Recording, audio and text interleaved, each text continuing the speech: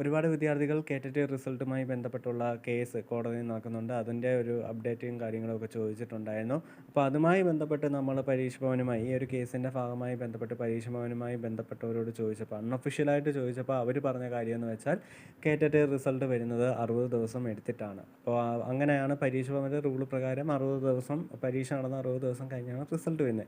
അതിന് ഈ കോടതി എന്ത് വിധിക്കാനാണ്? അതിൻ്റെ സമയം അവരുടെ 60 ദിവസം അവരുടെ മുമ്പിലുണ്ട്. 60 ദിവസം ആയില്ല എക്സാം കഴിഞ്ഞിട്ട്.